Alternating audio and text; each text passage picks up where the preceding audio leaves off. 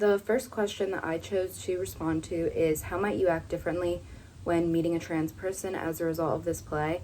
And after watching this play, I would approach a transgender person with a lot more empathy.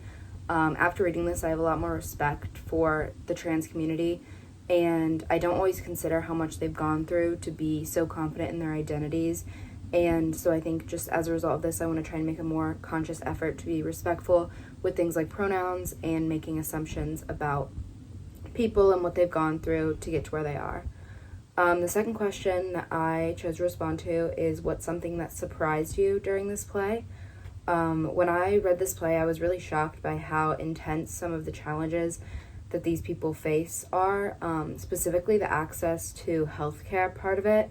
In the play, when Tatiana experiences just a lot of unprofessional people who were rude and discriminated against her, it felt very dismissive and harmful, and I was just kind of shocked that it could get so harsh for someone just trying to seek medical help or get advice. It really just highlighted a lot of issues in our healthcare system and made me reflect on things that people suffer through every day. The third question that I chose was, how do I think I could be a better ally to the trans community? And I think I could be a better ally by just continuing to educate myself about the community.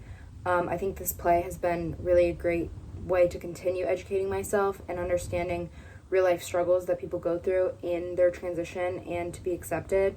I also want to just help advocate for trans rights wherever I can. As a graduating senior, I hope to do this in the workplace, especially in order to help make everyone feel included and accepted.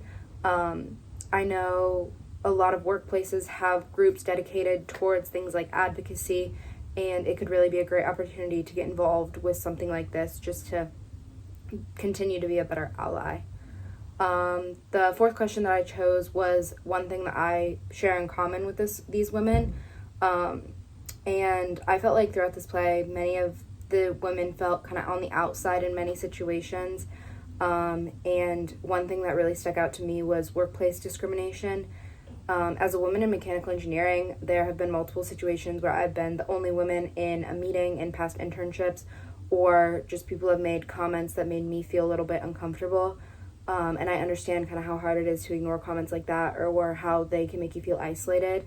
Obviously, I don't want to compare my experiences to what they're going through, and I understand that theirs are a lot more harder, but it just kind of helps me have a little bit of empathy and kind of connect more to this play. The last question is, how do the women in this play differ from the women that you see in real life? And I think the women in this play differ from real life just simply because it is based off of fictional characters. They're all meant to represent real life experiences, but a real person's story is obviously going to have a lot more depth to it.